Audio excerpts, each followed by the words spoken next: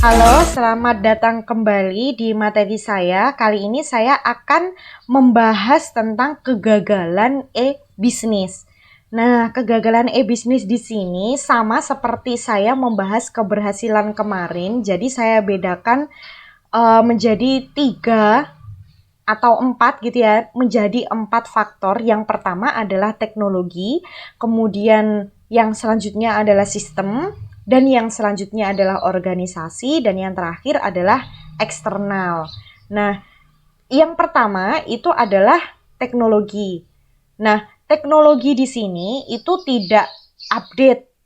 Nah, atau tidak dipantau kinerjanya, sehingga terjadi kegagalan pemrosesan layanan, baik kecil ataupun besar, baik pada salah satu bagian ataupun menyeluruh gitu ya. Jadi, e-bisnis itu kan ketika dia digunakan, data yang digunakan semakin besar, otomatis kecepatan atau teknologi yang digunakan untuk penyimpanan atau pemrosesan data itu harus diupdate secara berkala gitu loh.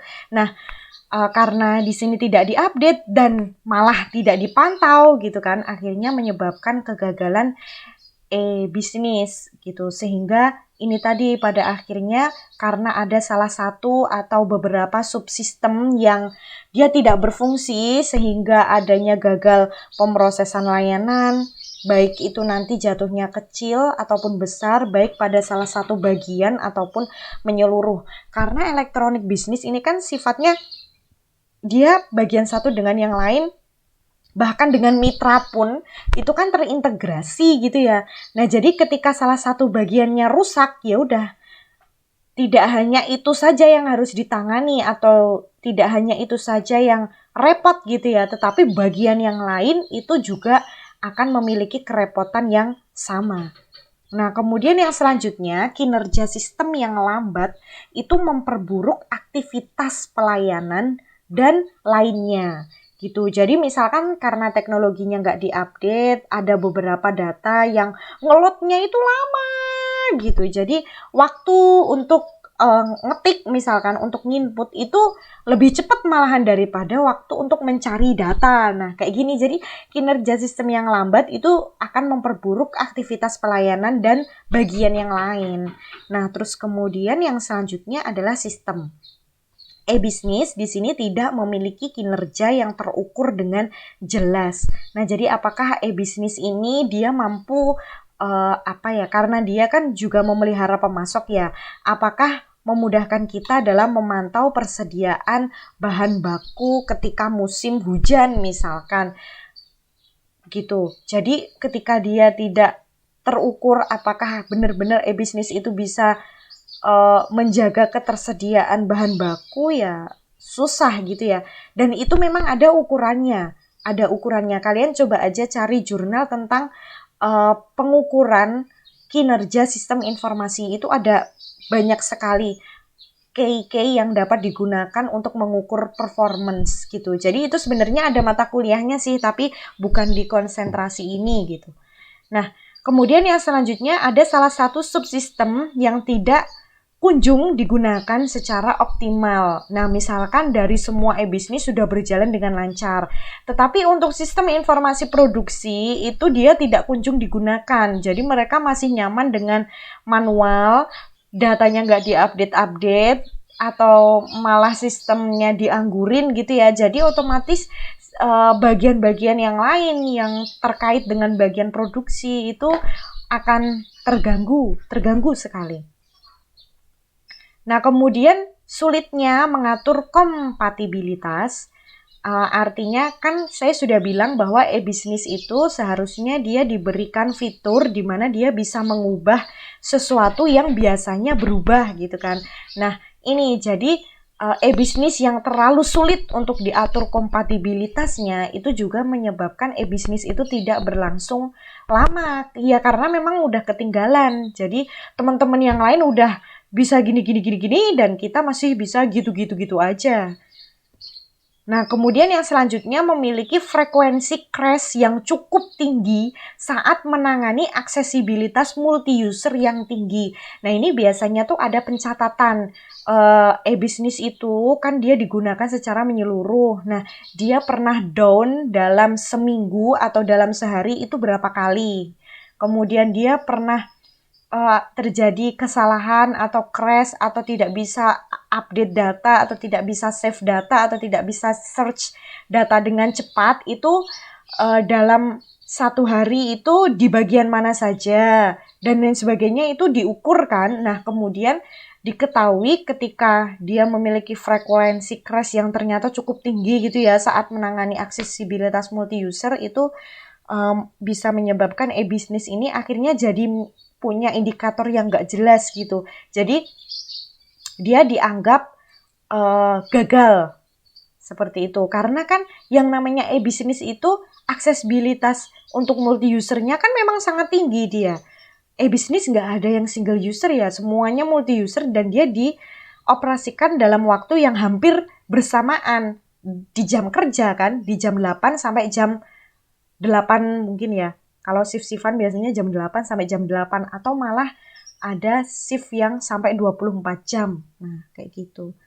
Nah, kemudian memiliki interface yang berat, kemudian juga tidak konsisten. Tidak konsisten dari segi IMK-nya ya. Kalian udah pernah belajar IMK lah, udah pasti tahu. Nah, seiring bertambahnya data, kemampuan save dan search yang semakin memburuk dan frekuensi kegagalannya itu juga tinggi. Nah, ini yang saya katakan. Jadi frekuensi save dan search-nya ketika dia mencapai frekuensi yang dikatakan tinggi itu sudah seharusnya e-bisnis itu di upgrade ya, entah teknologinya atau diperiksa kembali sistemnya supaya akhirnya e-bisnis ini tidak benar-benar menjadi sistem yang gagal, mengingat data-data lama itu kan ada di sistem semua gitu ya. Nah, kemudian tidak adanya human resource yang memiliki pengetahuan teknis. Nah, ini jadi tidak memiliki kemampuan untuk mendokumentasikan frekuensi kegagalan sistem, kemudian juga tidak memiliki inisiatif yang tinggi terhadap suatu fenomena di e-bisnis ataupun di infrastrukturnya, atau tidak memiliki skill di mana dia biasanya masalah A ini bisa diselesaikan dengan solusi A. Nah, seperti itu dia tidak memiliki human resource yang terampil untuk menghadapi e-bisnis ya sudah e-bisnisnya jadi tidak begitu maksimal atau tidak begitu terlihat kinerjanya bagaimana gitu ya.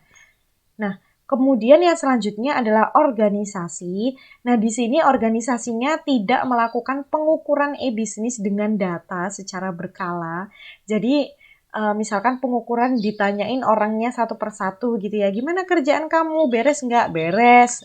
Ya udah cuman kayak gitu doang, tapi tidak mengukur sejauh mana e-bisnis itu bisa menyelesaikan pekerjaan gitu ya dengan data dan secara berkala itu ya jatuhnya nanti penilaiannya malah menilai karyawan gitu ya, bukan menilai sistemnya.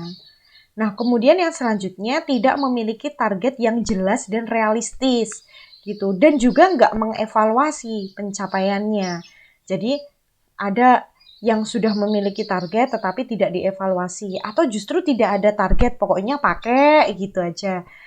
Atau misalkan ada yang punya target tapi nggak realistis gitu. Misalkan, ini harus bisa diterapkan dalam waktu 1 hari. Nah, padahal modul yang perlu dipelajari, kemudian divisi yang perlu dipertemukan itu ada banyak sekali. Nah, itulah akhirnya e-bisnisnya nggak kepake karena cuman mendatangkan konflik gitu ya. Nah, di sini yang selanjutnya iklim organisasi itu kurang kondusif. Iklim di sini termasuk ada 3 kondisi. Yang pertama, jadi eksekutif itu terlalu menekan ke bawah, tetapi mereka nggak memberikan solusi. Jadi pokoknya kamu harus bisa. Tapi gimana caranya mereka harus bisa itu nggak dikasih tahu gitu. Nah, kemudian yang selanjutnya sumber daya manusia menolak atau ada fraud dari manajemen bawah. Karena mungkin ada kelonggaran manajemen bawah itu mereka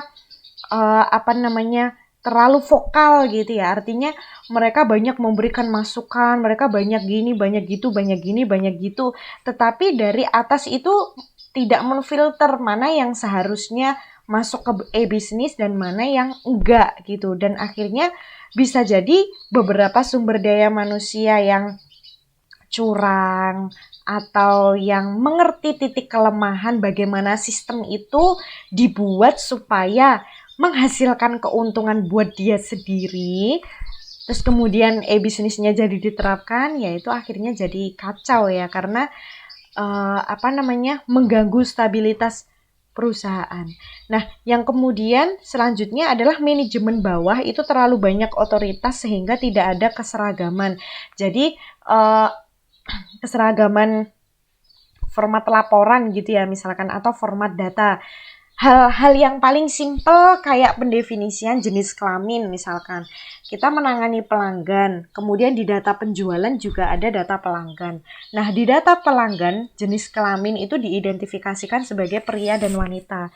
Terus di bagian marketing itu laki-laki dan perempuan. Nah, ketika kita menjadikan hal itu, misalkan di sini karena usaha tersebut adalah usaha fashion gitu ya, laki-laki dan perempuan itu menjadi sesuatu hal yang sangat penting gitu. Nah, ini karena di bawah itu terlalu banyak sekali keanekaragaman gitu ya. Jadi yang atas itu juga bingung nanti kalau misalkan ada sebuah sistem yang terintegrasi, ini mau dibahasain pria wanita atau laki-laki dan perempuan gitu. Jadi ya itu, kalau misalkan yang atas itu terlalu ngatur tapi nggak ngasih solusi, itu juga nggak bagus buat sistemnya. Tapi kalau manajemen bawah itu terlalu banyak inisiatif sendiri, dan yang atas itu cuma manut gitu, itu juga nggak bagus buat sistem itu sendiri, karena nanti jatuhnya malah karyawannya men-setting sistem atau e-bisnis itu supaya bisa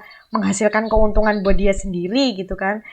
Nah, terus kalau misalkan tanpa solusi tadi, karena manajemen level atasnya cuman bisa menekan gitu, sehingga manajemen bawah akhirnya mereka berkreasi sendiri, menghasilkan data dan informasi dengan format mereka sendiri-sendiri. Nah, ketika jadi e-bisnis itu susahnya menyeragamkan mereka yang ada di bawah-bawah ini supaya jadi satu gitu. Dan mungkin dari manajemen atasnya dia tidak memiliki tidak memiliki kejelasan juga, kita mau ngikutin format yang mana, apakah format divisi A atau format divisi B. Nah, kemudian yang selanjutnya adalah tidak memiliki batasan waktu kapan harus berhenti. Jadi mereka jalan terus gitu, tapi nggak ada ngukur, kemudian kayaknya ada kesalahan juga masih tetap dipakai, terus, dan akhirnya waktu mereka habis cuman buat mempelajari e-bisnis gitu. Jadi e-bisnis ini kita nggak tahu sebenarnya mendatangkan keuntungan atau kerugian sih di perusahaan, pokoknya kita pakai terus aja. Nah, sampai akhirnya bangkrut, mereka baru sadar gitu ya, oh ternyata e-bisnis ini kita nggak cocok pakai e-bisnis ini dan kita terlalu memaksakan gitu. Nah, kemudian yang selanjutnya eksternal. Vendor e-bisnis beli putus dan tidak ada dokumentasi. Jadi kita beli e-bisnis, kemudian udah gitu, nggak maintenance dan lain sebagainya, itu nggak ada kesepakatan, atau proses implementasi testing itu nggak ada kesepakatan. Dan fatalnya tidak ada dokumentasi dari kita, baik dokumentasi perancangan, kemudian dokumentasi database, atau dokumentasi analisis, atau dokumentasi apapun yang mengenai sistem yang kita pakai, itu nggak kita terima dari vendornya. Nah, ini sulitnya nanti kalau misalkan ada crash, kita pindah ke vendor yang lain yang menangani crashnya sistem kita itu akan bingung, ini mau benahinya mulai dari mana, kan bukan dia yang buat gitu. Jadi karena tidak ada dokumentasi yang kita terima, akhirnya fatal ya, seperti itu. Nah, kerjasama yang berdampak pada keuangan itu tidak begitu maksimal. Nah, jadi keuangan kita itu kan habis untuk implementasi e-bisnis. Sementara di sisi mitra yang tadinya suka bekerja sama dengan kita itu ternyata hasilnya atau keuangan yang kita peroleh dari kerjasama itu tidak begitu maksimal sehingga tidak bisa menutup operasional. Nah, kemudian adanya kebijakan pemerintah yang terlalu mempengaruhi alur dari fungsional e-bisnis, dan e-bisnis tidak memiliki kompatibilitas dari segi sistem maupun vendor. Jadi ada kebijakan pemerintah yang baru dan dia harus ditambahkan di e-bisnis, sementara e-bisnisnya itu tidak tersedia fitur update atau fitur yang memudahkan si pelanggan itu si perusahaan itu untuk mengatur perubahan gitu. Nah, baik itu dari segi sistemnya, jadi sistemnya itu nggak bisa diubah, ataupun vendornya, jadi vendornya tidak menerima updatean gitu loh maksudnya. Nah, itu. Sedangkan tergantung ya, kalau kebijakan pemerintahnya itu mendesak, artinya harus segera dilaksanakan, ya jatuhnya bisnisnya jadi kalang kabut gitu ya. Tapi biasanya kan ada waktu ya, dimana kalau misalkan kita mengatur kompatibilitas e-bisnis itu sendiri pun, itu akan ada plus minusnya di sistem lama. Karena gini, di satu sisi e-bisnis itu harus kita update, tapi di satu sisi e-bisnis ini tetap dijalanin. Jadi gimana nih caranya biar dia bisa tetap berjalan, tetapi update-nya ini juga bisa dilakukan gitu. Nah, itu yang biasanya menjadi masalah internal di sebuah perusahaan dan vendornya. Gitu. Oke, untuk materi hari ini sekian. Terima kasih dari saya karena telah menyimak materi hari ini.